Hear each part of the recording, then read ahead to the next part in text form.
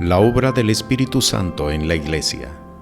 Estudio del libro de Hechos de los Apóstoles. Lección número 19. Los puntos más sobresalientes de la sana doctrina proclamada por el apóstol Pablo. La paz del Señor sea contigo y sea también con tu casa. Soy el pastor Pedro Montoya. Doy gracias al Dios eterno, al Todopoderoso, al Dios creador de los cielos y de la tierra, al creador nuestro, al formador nuestro, al que nos ha dado la vida y por medio de él estamos de pie el día de hoy. A él y solamente a él sea dada la honra y la gloria.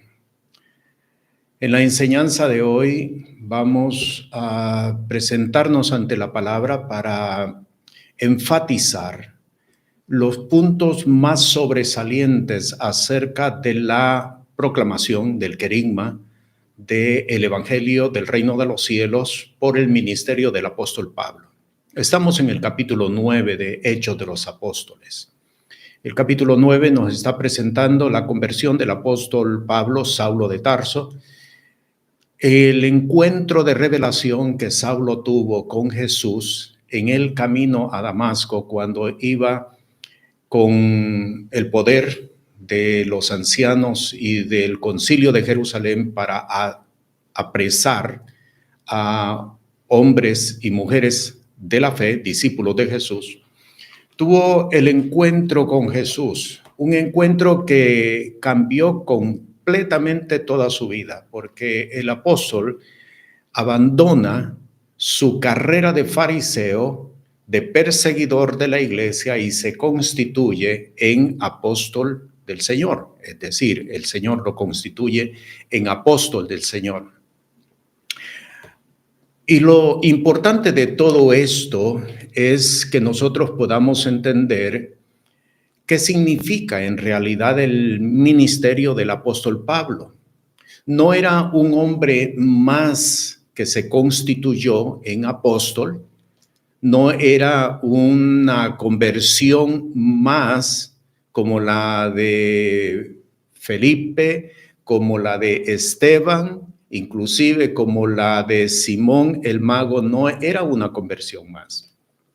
Cuando Jesús se manifiesta a Ananías, el hombre que Dios utilizó para imponer manos sobre de Pablo para que recuperara la vista, el Señor le dijo: instrumento útil me es este para anunciar, para llevar mi nombre a reyes, a gobernadores, a presidentes y ante todos los gentiles.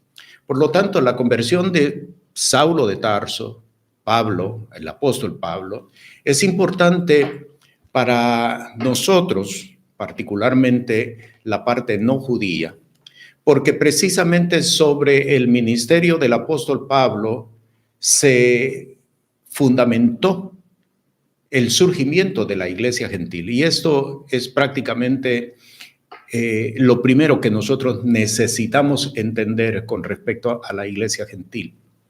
El ministerio del apóstol Pablo dio origen, estableció el fundamento para que sobre de su proclamación, para que sobre su querigma se levantara, se edificara la iglesia gentil. Y esto tiene grandes implicaciones para la iglesia en términos generales, grandes implicaciones, porque muchas veces el hecho de desconocer cuál es el fundamento, quién es el fundamento, sobre qué se fundamentó la iglesia gentil, nos lleva a integrar elementos dentro de la proclamación que no fueron establecidos originalmente como el fundamento de su creación. En la epístola que el apóstol escribe a los Gálatas, quiero leerla, en el capítulo 2, desde el versículo 6 hasta el versículo 9, el apóstol hace un resumen acerca de lo que fue su conversión. Capítulo 2, versículo 6 dice: empero, de aquellos que parecían ser algo, cuales hayan sido algún tiempo, no tengo que ver, Dios no acepta apariencia de hombre. Observe, a mí, ciertamente los que parecían ser algo, nada me dieron, nada me añadieron. Antes, por el contrario, como vieron que el evangelio de la incircuncisión, que es el querigma de la iglesia gentil, me era encargado, como a Pedro el de la circuncisión, y dice el versículo 9, y como vieron la gracia que me era dada a Jacobo, Cefas y Juan, que parecían ser las columnas, nos dieron las diestras de compañía a mí y a Bernabé para que nosotros fuésemos a los gentiles y ellos a la circuncisión. Claramente el apóstol lo que está estableciendo aquí es que justamente por causa del ministerio del apóstol Pablo y todos los que se sumaron a él, surge no en realidad una nueva doctrina, surge una congregación que no estaba fundamentada en los principios que dieron a luz a la iglesia de Jerusalén.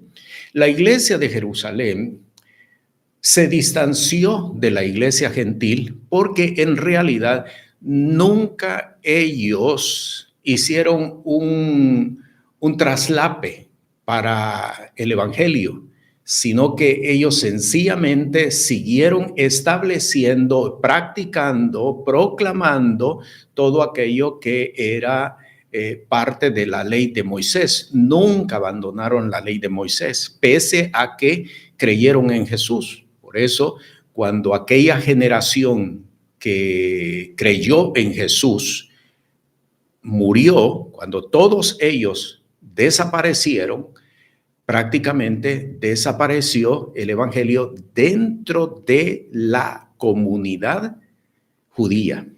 No se le dio continuidad, precisamente, repito, porque ellos se mantuvieron en sus prácticas, en sus rituales judíos, en sus rituales según la ley, y nunca hicieron un traslape para el evangelio. En cambio, cuando el apóstol Pablo comienza a proclamar la palabra de la cruz, como él mismo la define en 1 Corintios, cuando él establece la proclamación del evangelio del reino de los cielos, se hace una separación. Inmediatamente se separan de todo lo que ellos habían practicado en el pasado y se establece o se instituye oficialmente la iglesia del Señor.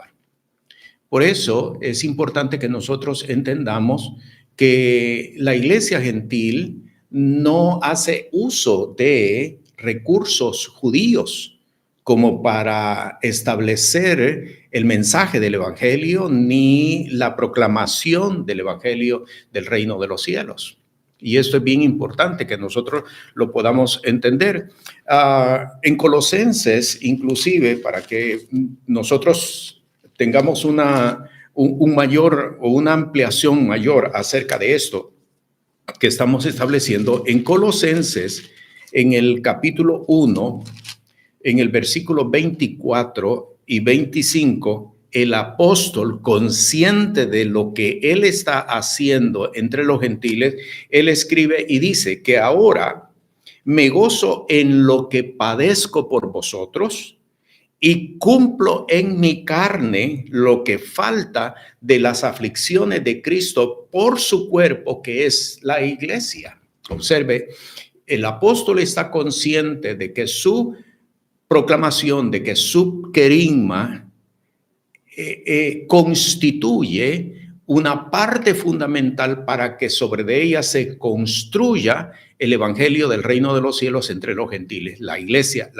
gentil. Él está consciente de eso, porque él dice: yo estoy completando, y allí lo acabamos de leer, yo estoy completando en mi cuerpo las aflicciones que faltan, las aflicciones de Cristo que faltan por su iglesia.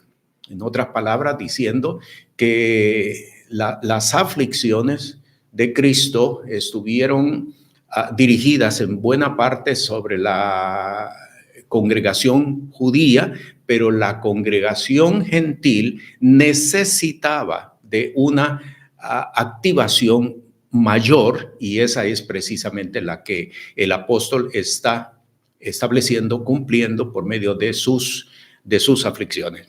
Esto es importante. ¿Por qué razón? Decía, y lo hemos dicho en otras enseñanzas, porque en realidad la iglesia gentil no necesita de recursos hebraicos como para poder decir que está caminando en la revelación de Dios. Expresiones como, por ejemplo, Yeshua en lugar de Jesús no son una garantía de que la persona que usa estos términos está más apegado a la revelación del Evangelio del Reino de los Cielos. Esto es lo importante, para que nosotros pues podamos entender que la revelación por la cual cada uno de nosotros estamos caminando viene directamente de Dios sin pasar por un filtro nacional, en este caso hebreo, no sin pasar por un filtro hebreo, para que nosotros podamos cumplir, para que nosotros podamos caminar según la revelación del Evangelio del Reino de los Cielos. Y a continuación, quiero entonces destacar cuáles son los principales fundamentos, los principales temas del Evangelio proclamado por el apóstol Pablo, porque es precisamente el fundamento de vida sobre el cual se construye la iglesia gentil. En la epístola a los Romanos, todos nosotros conocemos el versículo 16 y el versículo 17 del capítulo 1. El versículo 16 es sumamente conocido por una gran mayoría de discípulos de Jesús. No me avergüenzo del evangelio, porque es potencia de Dios para salvación, al judío primeramente y también al griego, porque en él, versículo 17, porque en él, ¿quién es él? En el evangelio, la justicia de Dios se revela de fe en fe, se manifiesta de fe en fe, como está escrito, el justo por la fe vivirá. Este primer punto lo tenemos que saber entender. ¿Cuál es este primer punto? El evangelio es Jesús.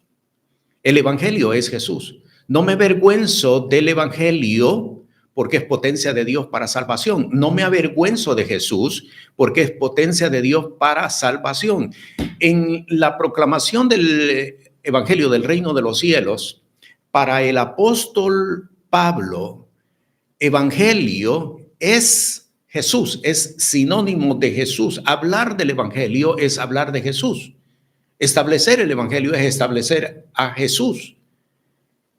Proclamar el evangelio es proclamar a Jesús. No hay otro tema para el evangelio, porque el evangelio es Jesús. Este es el primer punto de la proclamación del evangelio del reino de los cielos. El evangelio es Jesús. Vea lo que dice en el mismo capítulo 1, desde el versículo 1 hasta el versículo 5, el apóstol cómo se define actuando e interviniendo dentro del evangelio. Leo versículo 1, Pablo, siervo de Cristo Jesús, llamado a ser apóstol, apartado para el evangelio de Dios. Observe, él ha sido apartado para el evangelio de Dios, pero observe a partir del versículo 2, que él había antes prometido por sus profetas en las escrituras, en las santas escrituras, acerca de su Hijo. Versículo 1 nos está hablando del Evangelio, pero ya en el versículo 3 nos está hablando de su Hijo, de Cristo Jesús. Leo de nuevo, que él había antes prometido por sus profetas en las Santas Escrituras acerca de su Hijo, que fue hecho de la simiente de David según la carne, el cual fue declarado Hijo de Dios con potencia, según el Espíritu de santidad, por la resurrección de los muertos de Cristo Jesús, Señor nuestro. Hablar del Evangelio es hablar de Jesús. ¿Por qué? Porque para el apóstol Pablo, el Evangelio es Jesús. El Evangelio es Jesús. En el versículo 1 nos está hablando, nos está introduciendo, de hecho, acerca del Evangelio, pero ya a partir del versículo 2, versículo 3, versículo 4, versículo 5, de lo que él está hablando es de Cristo Jesús. Por lo tanto, entonces, el Evangelio es Jesús. Y este es un fundamento doctrinal. ¿Por qué? Porque el tema principal del cual el apóstol Pablo proclamó, predicó, no solamente entre los judíos, sino que entre los gentiles, es de que Jesús es las buenas nuevas de Dios. En Primera de Corintios, en el capítulo 1, quiero leer el versículo 17 y versículo 18 para comparar precisamente lo que estamos leyendo en Romanos capítulo 1. Vea lo que dice: porque no me envió Cristo Jesús a bautizar, sino a predicar el Evangelio. No me envió Cristo Jesús a bautizar, sino a predicar el Evangelio. No en sabiduría de palabras, para que no sea hecha vana la cruz de Cristo. Observe cómo está hablando precisamente de Cristo Jesús. Versículo 18, porque la palabra de la cruz es locura a los que se pierden, mas a nosotros, a los que se salvan, es potencia de Dios. Si usted compara Primera de Corintios, capítulo 1, verso 17, verso 18, que lo acabamos de leer, con Romanos capítulo 1, versículo 16, versículo 17, se va a dar cuenta de que el tema del cual el apóstol Pablo está hablando es acerca de Jesús. ¿Por qué? Porque el Evangelio es Jesús. El Evangelio es Jesús, es sinónimo de Jesús. No me avergüenzo del Evangelio porque es potencia de Dios. No me avergüenzo del Evangelio porque es potencia de Dios. Y aquí en el capítulo 1 de Primera de Corintios, en el versículo 17 dice, para que no sea hecha vana la cruz de Cristo. Y en el versículo 18, la palabra de la cruz es locura a los que se pierden, mas a los que se salvan es a saber potencia de Dios, es a saber a nosotros potencia de Dios. El mismo término que utilizó en Romanos capítulo 1, verso 16 y verso 17. Así de que este primer punto es importante porque deja fuera, excluye, en otras palabras, excluye cualquier otro tema que no tenga que ver con Cristo Jesús, con la obra de la cruz, con lo que Jesús hizo en la cruz del Calvario. El mensaje del Evangelio es Jesús, la obra de la cruz, lo que el hombre obtiene por la obra de la cruz, la justificación, la reconciliación, la santificación, la vida eterna. El primer punto doctrinal que es necesario que nosotros establezcamos, y no solamente es para que lo establezcamos nominalmente, sino para que nosotros podamos caminar dentro de él, es que el Evangelio es Jesús. No hay otro tema. No hay otro tema. Si no se habla de Jesús, si no se establece acerca de Cristo Jesús, no hay evangelio. No hay evangelio, así de sencillo y contundente. No hay evangelio. Si no se habla acerca de Cristo Jesús, si no se establece la palabra de la cruz, si no se habla de la obra de la cruz, Si el hombre por lo que se predica no obtiene justificación, si el hombre por lo que se predica no obtiene reconciliación, si el hombre por lo que se predica no obtiene santificación, si el hombre por lo que se predica no obtiene vida eterna, no es evangelio. En otras palabras. Y este es el fundamento principal acerca del evangelio del reino de los cielos. El segundo punto doctrinal que es necesario que nosotros establezcamos es que la revelación no está en la palabra, está en el Espíritu. Vamos a ir a 2 de Corintios para poder entender acerca de este segundo punto doctrinal. 2 de Corintios, en el capítulo 3, vamos a leer versículo 5 al 7. Porque capítulo 3, déjeme ubicar aquí, muy bien, aquí está el texto. No que seamos suficientes de nosotros mismos para pensar algo como de nosotros mismos, sino que nuestra suficiencia es de Dios, el cual asimismo nos hizo ministros suficientes de un nuevo pacto, no de la letra, sino del Espíritu. Porque la letra mata, pero el Espíritu vivifica. Ministros suficientes de un nuevo pacto, no de la letra, sino del Espíritu. Porque la letra mata, pero el Espíritu vivifica. ¿Qué es lo que el apóstol establece con estas palabras? Estas palabras no invalidan, y no vayamos a caer en el error de creer que el apóstol está invalidando las Sagradas Escrituras. No los está invalidando, al contrario, las está estableciendo con mucha más fuerza, con mucha más contundencia. La palabra está vigente. Y cuando hablamos de palabra, tenemos nosotros que entender que es tanto Antiguo como Nuevo Testamento, las Sagradas Escrituras. Lo que nos ha llegado a nosotros como los libros sagrados. La palabra está vigente, Antiguo y Nuevo Testamento, pero no nos justificamos por el hacer la palabra. Y allí es donde vamos nosotros entendiendo lo que significa que la palabra no es la que vivifica, sino el Espíritu. ¿Por qué? En Hechos de los Apóstoles, quiero que tengamos esta referencia en Hechos de los Apóstoles, en el capítulo 21, cuando el apóstol ha regresado a Jerusalén y se encuentra con los ancianos y los apóstoles que aún están en Jerusalén. Vean lo que dice el versículo 19, 20 y 21. A los cuales, como los hubo saludado, contó por detalle lo que Dios había hecho entre los gentiles por su ministerio.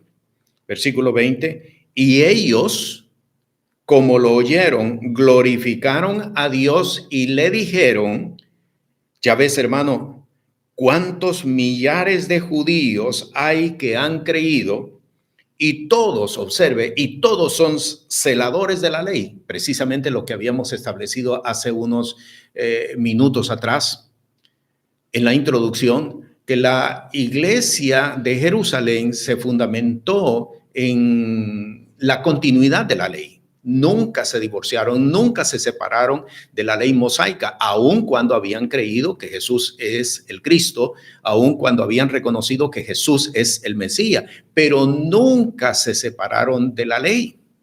Así es de que cuando esta generación, la generación de los discípulos de Jesús, que habían creído en Jesús, cuando esta generación desapareció, la iglesia entre los judíos prácticamente desapareció porque no hubo continuidad. Es decir, ellos siguieron la doctrina de la ley de Moisés, no la doctrina del evangelio del reino de los cielos. Y ahí lo acabamos de leer. Son celadores de la ley. Versículo 21. Observe, y aquí viene lo que nos corresponde a nosotros en lo que estamos estudiando, pero fueron informados acerca de ti, observe, que enseñas a apartarse de Moisés a todos los judíos que están entre los gentiles, diciéndoles que no han de circuncidar a los hijos ni andar según la costumbre. ¿Por qué? El punto doctrinal que estamos discutiendo es porque la revelación no está en la palabra, la revelación está en el Espíritu. ¿A qué se está refiriendo el apóstol Pablo? Yo sé que este punto, como provocó en aquel entonces mucha duda al respecto, ¿cómo es posible que creas en la palabra si a la misma vez estás diciendo que la revelación no está en la palabra, sino en el Espíritu? Entonces, ¿qué hacemos nosotros? ¿Cuál es nuestra relación con la palabra? ¿Debemos de leerla o no debemos de leerla? Porque si la revelación está en el Espíritu, entonces yo puedo establecer algo de mi parte porque yo tengo la revelación. No, no es eso. No es eso definitivamente, porque todo nos circunscribimos a lo que ya está establecido, a lo que ya está escrito, porque establecer algo diferente es prácticamente abrir puertas para elementos apóstatas. ¿Qué significa entonces que la revelación no está en la palabra, sino en el Espíritu? Significa que la palabra sencillamente lo que hace es manifestar lo que hay escondido en el hombre. Y déjeme repetirlo. La palabra lo que hace es manifestar a la luz, sacar a la luz lo que está escondido dentro del hombre. ¿Qué es esto? El apóstol, cuando escribe a los romanos, él dice, la ley, lo único que hace es sacar a la luz el pecado. Porque yo no conocía que era pecador, sino hasta cuando la ley me dijo que yo era pecador. ¿Por qué? Porque salió a la luz que el que haga esto o no haga esto es constituido en pecador o en transgresor de la ley. El apóstol dice propiamente, yo no conocía que algo era adúltero hasta que la palabra me dijo que no adulterarás. La ley, establece el apóstol Pablo, la ley lo único que hace es sacar a la luz lo que está escondido en el hombre. ¿Por qué? Porque Romanos capítulo 3, versículo 23 lo dice claramente, todos pecaron, están destituidos de la gloria de Dios. Romanos 6, 23, porque la paga del pecado es muerte. La ley lo único que hace es manifestar lo que está escondido en el hombre. Nadie puede justificarse por las obras de la ley. Esto es uno de los puntos que él presenta a la comunidad de fe de Galacia, precisamente porque ellos, después de haber creído en Jesús, retornaron a hacer las obras de la ley. De la gracia habéis caído los que os justificáis por las obras de la ley. La revelación no está en la palabra, la revelación está en el Espíritu. Pero ¿el Espíritu pasa independiente de la palabra? No. Este es quizás el punto que ha provocado en más de alguno alguna confusión o alguna mala interpretación acerca de lo que se está estableciendo. No, porque el Espíritu pasa por la palabra. Vayamos a establecer un ejemplo, Mateo capítulo 4. Conocemos el relato, las 3 tentativas de Satanás a Jesús. En la segunda tentativa, cuando Satanás lo lleva al pináculo del templo, cita la palabra. Salmo 91, uno de los textos más significativos de todas las Sagradas Escrituras. Le cita la palabra tírate abajo, lánzate abajo, porque escrito está, mandará a sus ángeles cerca de ti que te guarden en todos tus caminos para que tu pie no tropiece en piedra. Y ahí viene Jesús y le dice, sí, pero escrito está también, no tentarás al Señor tu Dios. Está citando palabra Jesús también. Está citando palabra Jesús, pero la está citando en el poder del Espíritu de Dios. Eso es lo que el apóstol está estableciendo. La está citando en el poder del Espíritu, en el Espíritu de Dios. Quiero ir de nuevo a Primera de Corintios en el capítulo 1, que hace unos segundos lo leímos para precisamente enfatizar esto que estamos estableciendo. En Primera de Corintios, en el capítulo 1, vea lo que dice en el versículo... en el versículo 23, mas nosotros predicamos a Cristo crucificado, a los judíos ciertamente tropezadero y a los gentiles locura.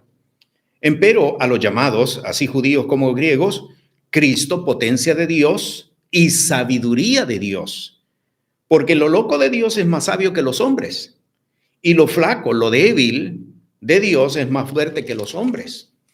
Porque mirad, hermanos, observe, porque mirad, hermanos, vuestra vocación, vuestro llamado, que no sois muchos sabios según la carne, no muchos poderosos, no muchos nobles. Antes, lo necio del mundo escogió Dios para avergonzar a los sabios, lo débil del mundo escogió Dios para avergonzar a lo fuerte, lo vil del mundo y lo menospreciado escogió Dios y lo que no es para deshacer lo que es.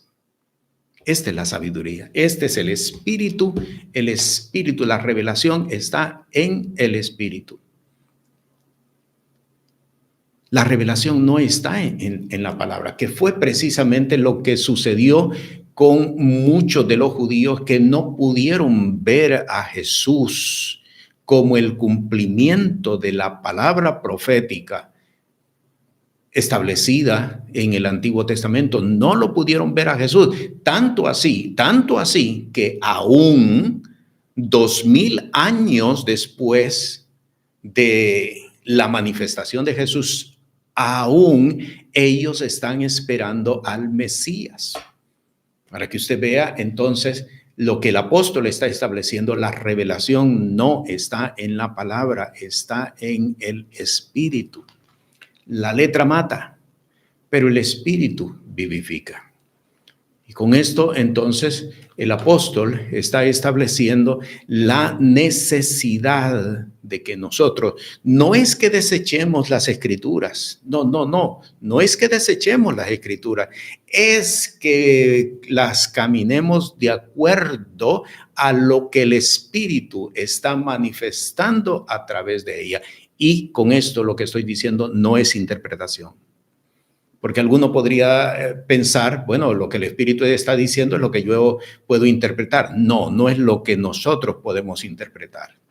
Es lo que el Espíritu nos está haciendo entender acerca de la palabra. Si usted, por ejemplo, revisa la vida de Saulo de Tarso, este fue precisamente el punto que lo llevó a ser perseguidor de la iglesia, porque él conocía las escrituras. Como fariseo que era, instruido a los pies de Gamaliel,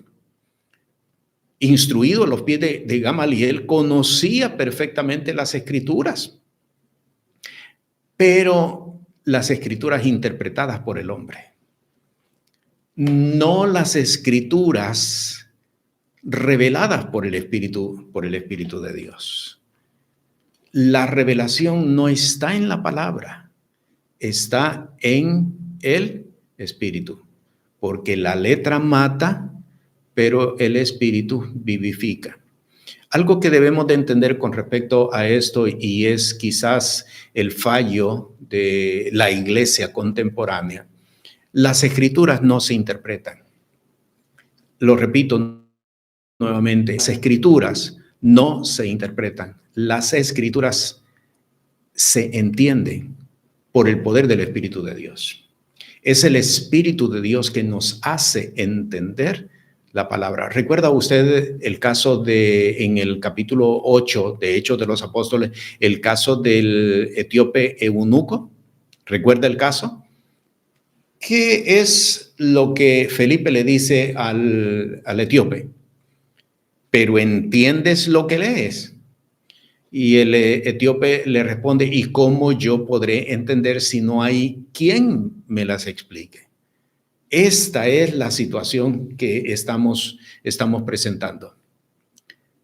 Es necesario que nos expliquen la palabra. ¿Quién la explica? El Espíritu de Dios, porque esta es precisamente la principal actividad del Espíritu de Dios, el Consolador. Esta es la principal actividad. Jesús lo dijo claramente en el Evangelio de Juan. Él dijo, cuando el Espíritu Santo viniere, Él os enseñará todas las cosas y os recordará lo que yo os he hablado.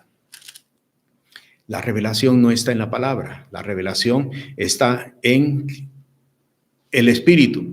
Hay otros textos que quiero que usted tenga. Vamos al Evangelio de Mateo. Este es un texto que hemos citado en otras oportunidades, pero es de los textos que necesitamos tener presentes en el entendimiento de la palabra. Vamos a Mateo capítulo 7 y vamos a leer en el versículo 24 hasta el versículo 27. Cualquiera pues que me oye estas palabras y las hace, le compararé a un hombre prudente que edificó su casa sobre la roca. Y descendió lluvia y vinieron ríos, soplaron vientos, combatieron aquella casa y no cayó, porque estaba fundada sobre la roca.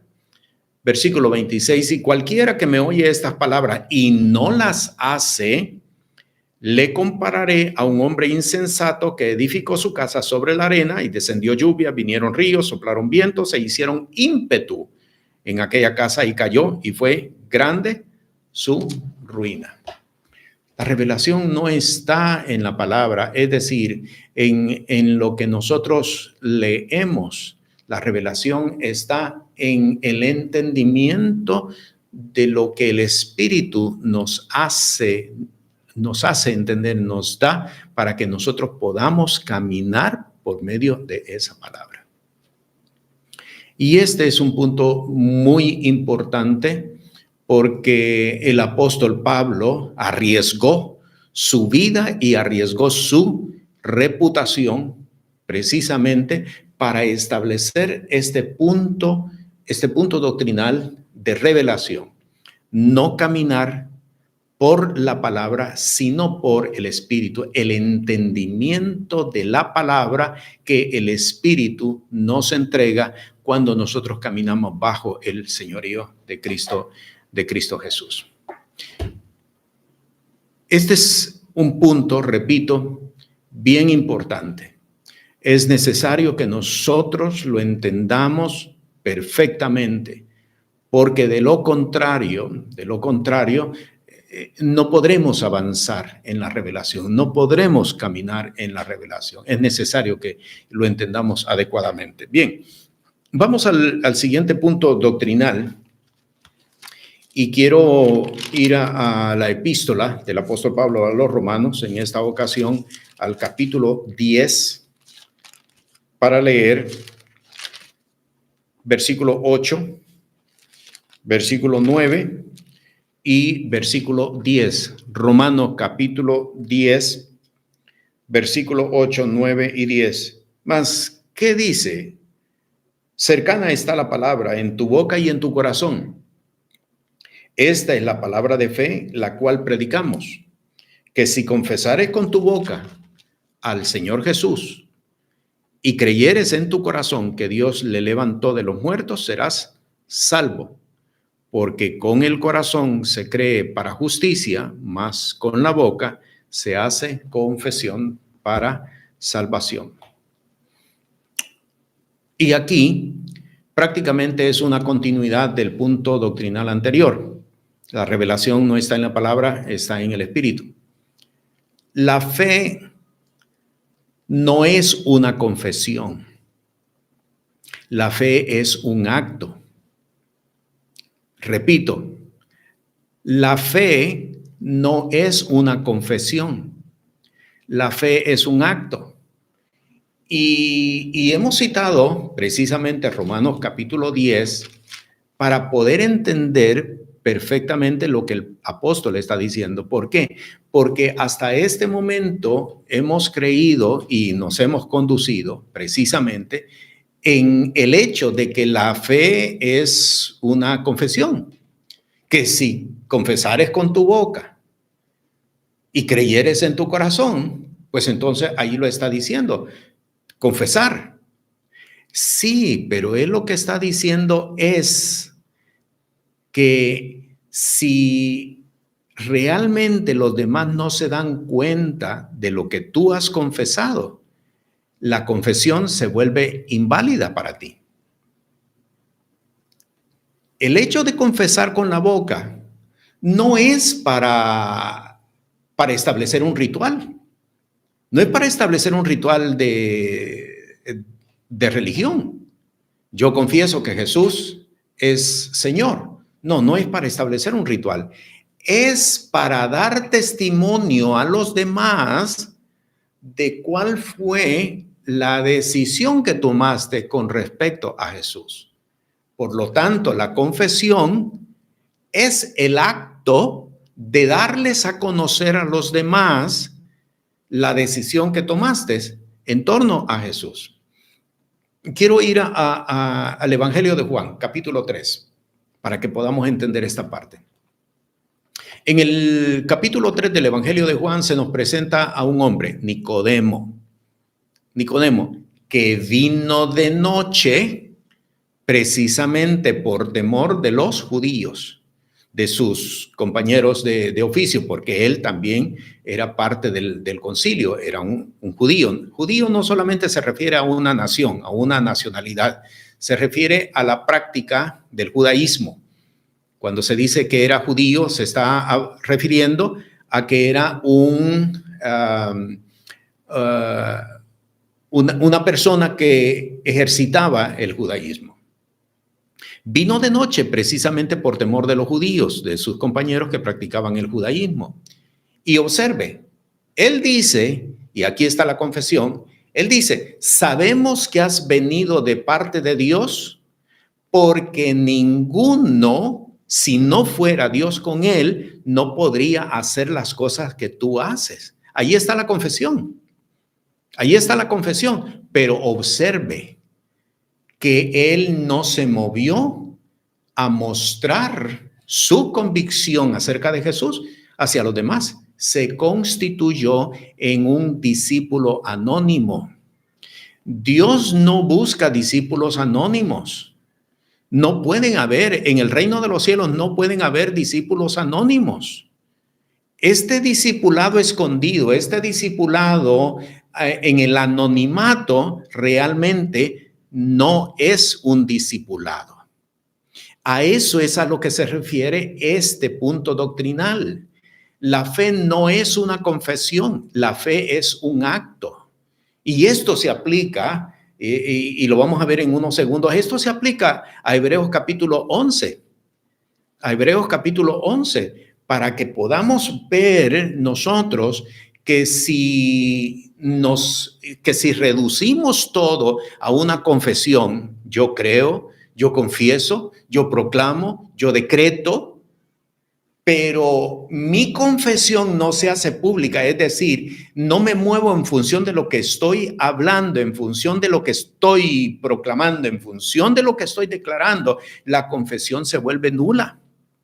La confesión se invalida, la confesión no opera, no tiene ningún resultado, se vuelve en un ritual tan solo y la persona no obtiene absolutamente nada. ¿Quién lo está estableciendo? Es el apóstol Pablo. Que si confesares con tu boca, confesar con la boca significa que todos los demás se den cuenta de lo que tú has decidido en el corazón. El discipulado anónimo no existe. No existe, no hay discípulos anónimos. Cualquiera que se quiera constituir en discípulo anónimo realmente no está haciendo absolutamente nada. ¿Por qué? Porque confesar con la boca significa sacar a la luz pública, lo que yo he creído, en lo que estoy convencido, y que de aquí en adelante todos los demás se den cuenta en pos de qué o en pos de quién yo estoy caminando. El testimonio no está en la confesión. El testimonio está en lo que los demás ven que yo estoy haciendo de acuerdo a una confesión. Vamos a, aunque este no es un escrito propiamente del apóstol Pablo, pero para que podamos ampliar lo que el apóstol está estableciendo, vamos a la epístola de Santiago, en el capítulo 2 de Santiago. Vamos a leer desde el versículo 14 en adelante. Hermanos míos, ¿qué aprovechará si alguno dice que tiene fe y no tiene obras? Ahí está la pregunta de confrontación, y es precisamente lo que estamos estableciendo. ¿Qué aprovechará alguno que dice que tiene fe pero no tiene obra? ¿Qué aprovechará alguno que confiesa pero que no actúa conforme a lo que confiesa? ¿Le podrá ser de utilidad esto que está confesando? No, el apóstol por el Espíritu de Dios está estableciendo, no, tu confesión se vuelve inválida, tu confesión no sirve para nada, tu confesión no te lleva a nada, es sencillamente un ritual religioso. Sigo leyendo. ¿Podrá la fe salvarle? Y observe, él presenta algunos ejemplos y dice, si el hermano o la hermana están desnudos y tienen necesidad de mantenimiento de cada día, y alguno de vosotros le dice, id en paz, calentaos y saciaos, pero no le diereis las cosas que son necesarias para el cuerpo, ¿qué aprovechará? ¿Qué aprovechará? No aprovecha absolutamente para nada. Así también la fe, si no tuviere obras, es muerta en sí misma. La fe sin obras es muerta en sí misma. No hay un discipulado anónimo. Un discipulado anónimo no lo hay. Dios no tiene discípulos anónimos. Aquellos que entiendan o quieran verse como discípulos anónimos, en realidad están perdiendo el tiempo. Su obra y sus confesiones, sus decretos, etcétera, no les sirven para nada. Serán un ritual, se constituirán en un ritual, pero no trascienden en el espíritu. Sigo leyendo, versículo 18, pero alguno dirá, tú tienes fe y yo tengo obras, muéstrame tu fe sin tus obras y yo te mostraré mi fe por mis obras. ¿Y esto es equivalente a qué? El versículo 19, Santiago escribe lo siguiente, ¿tú crees que Dios es uno? Bien haces, también los demonios creen que Dios es uno, inclusive tiemblan ante su presencia, pero no quiere decir que el conocimiento que tengan de Dios a ellos los va a salvar o a ellos los va les va a servir para que se vuelvan a su estado original. Y versículo 21, ¿no fue justificado por las obras Abraham nuestro padre cuando ofreció a su hijo Isaac sobre el altar? ¿No ves que la fe obró con sus obras y que la fe fue perfecta por las obras? Y fue cumplida la escritura que dice, Abraham creyó a Dios y le fue imputado a justicia y fue llamado amigo de Dios. Y termino en el versículo 26, porque como el cuerpo sin espíritu está muerto, así también la fe sin obras es muerta. Y aquí tenemos entonces el punto doctrinal, que la fe no es una confesión. La fe no es una confesión. La fe es un acto. Es un acto. ¿Por qué? Porque todo aquel que se fundamente en una confesión, en un decreto, en una declaración, pero que no da a conocer a los demás en lo que él ha creído, no vuelve pública su fe, no vuelve pública su creencia, no vuelve pública su convicción, en realidad no está haciendo absolutamente nada. Este es el punto doctrinal que el apóstol establece. Y este punto doctrinal es importante porque nos ayuda a nosotros a realmente crecer en la fe. Hay personas que, a pesar del tiempo que han estado dentro de una congregación, no han crecido en la fe. Y ahora tiene usted la respuesta de por qué. Porque la fe no es una confesión, es un acto. Si yo no saco a la luz lo que creo, si yo no me comporto de acuerdo a lo que creo, si los demás no se dan cuenta de lo que yo he creído, realmente no estoy logrando absolutamente nada. Y ahí entra, como dije hace unos segundos atrás, aquí entra Hebreos capítulo 11. Es pues la fe, la certeza, es pues la fe, la sustancia de las cosas que se esperan. No es solamente creer, no es solamente esperar, no es solamente decir yo creo, porque viene a ser exactamente lo mismo, una confesión. No es esto, sino es el actuar en función de aquello en que he creído.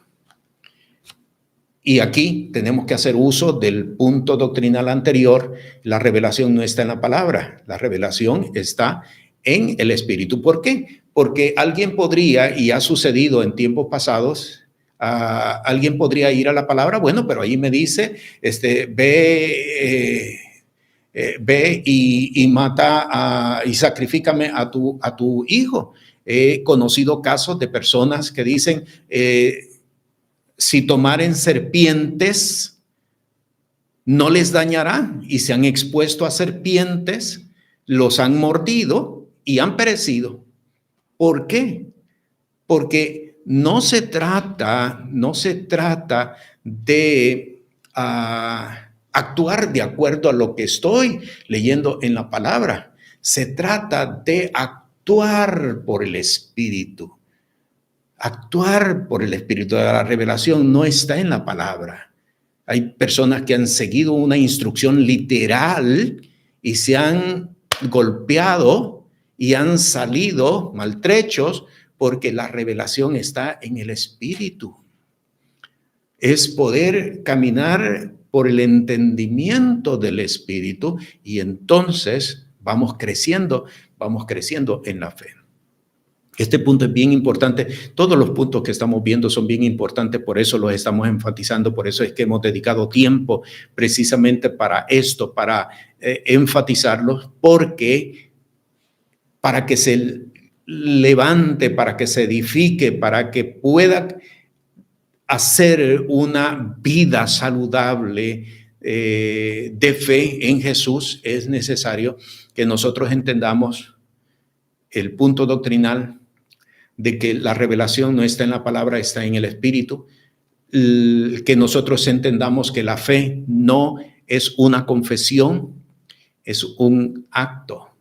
Por lo tanto, entonces, no basta únicamente con decir yo confesé a Cristo Jesús como mi Señor, yo confesé a Cristo Jesús como mi Salvador. Bien, eso pudo haber sido la primera parte, pero la confesión se tiene que manifestar, la confesión tiene que hacerse pública, la confesión tiene que darse a conocer todos los demás. Es un acto y yo camino en función de el acto de lo que he declarado. Bien, esto nos lleva a un último punto y es con respecto a la misericordia de Dios. Vamos a Primera de Timoteo. En la primera epístola del apóstol Pablo a Timoteo, voy a leer en el capítulo 1, desde el versículo 11 hasta el versículo 16. Según el evangelio de la gloria del Dios bendito, el cual a mí me ha sido encargado, y doy gracias al que me fortificó, a Cristo Jesús, Señor nuestro, de que me tuvo por fiel. Observe, vaya viendo la relación. Me tuvo por fiel poniéndome en el ministerio, habiendo sido antes blasfemo y perseguidor e injuriador, mas fui recibido a misericordia, porque lo que hice, lo hice con ignorancia e incredulidad. Versículo 14, mas la gracia de nuestro Señor fue más abundante con la fe y amor que es en Cristo Jesús.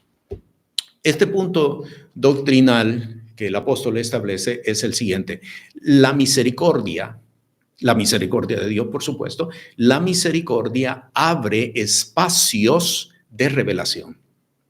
La misericordia abre espacios de liberación. La misericordia abre espacios de salvación. Cuando la misericordia de Dios se establece en una persona, en una vida, en una casa, en una generación, en una región, se abren espacios de revelación, se abren espacios de salvación, se abren espacios de liberación. Este es un punto doctrinal que debemos de nosotros entenderlo y caminar por él. ¿Por qué? Para que haya despertamiento en una persona, para que haya despertamiento en una familia, para que haya despertamiento espiritual, por supuesto, en una congregación, para que haya despertamiento espiritual en una región, no es reproducir cultos. Para que haya eso es necesario clamar por la misericordia de Dios. No es provocar un despertamiento. Ninguno de nosotros puede provocar un despertamiento, y lo voy a repetir porque en tiempos pasados muchos hemos cometido este error. Hay que provocar un despertamiento, provocando el despertamiento de Dios, un lema que se ha presentado en campañas, etcétera. Ninguno de nosotros puede provocar un despertamiento de Dios, porque el despertamiento lo provoca el Espíritu Santo. Cuando nosotros decimos provocando el despertamiento de Dios, lo que estamos diciendo es que nosotros estamos ubicándonos en una posición incorrecta, la posición del Espíritu Santo. Es el Espíritu Santo quien provoca, no nosotros. ¿Qué es lo que nosotros debemos de hacer? Nosotros debemos de clamar por la misericordia de Dios. Porque cuando la misericordia de Dios se establece en una persona, cuando la misericordia de Dios se establece en una familia, cuando la misericordia de Dios se establece en una congregación, cuando la misericordia de Dios se establece en una región, entonces es que se abren espacios de revelación. Se abren espacios de liberación, se abren espacios de salvación. Y esto es bien importante.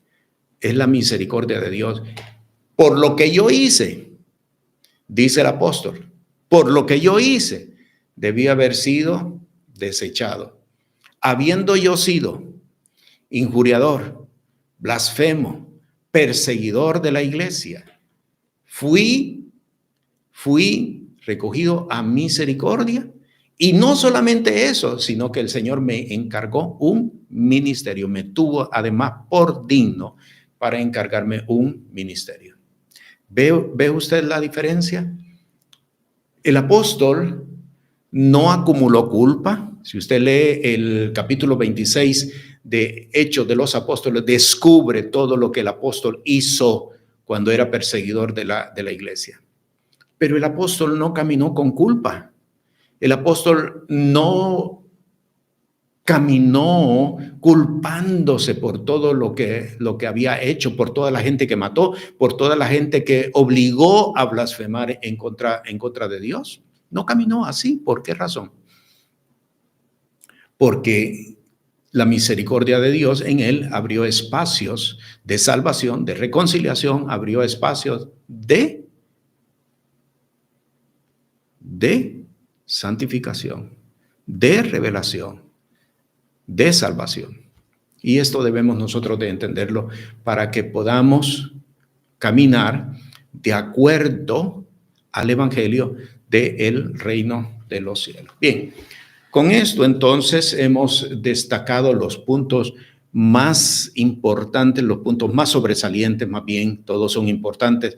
Me estoy refiriendo a los puntos más sobresalientes de la doctrina de la proclamación del Evangelio del Reino de los Cielos, establecido por el apóstol Pablo,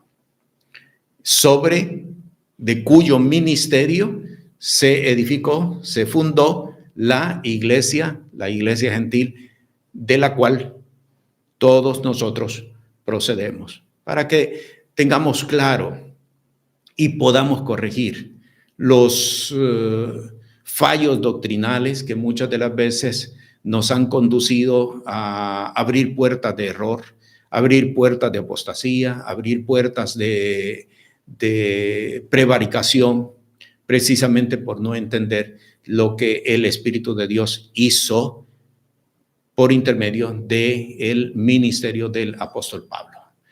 Vamos a darle gracias al Señor. Gracias te doy, Señor, por tu palabra, por tu Santo Espíritu que nos hace entender, oh Señor, lo que está escrito y nos hace caminar conforme a lo que está escrito, de acuerdo, Señor, a los propósitos que tú has levantado en este último tiempo para que cada uno de nosotros caminemos en perfección.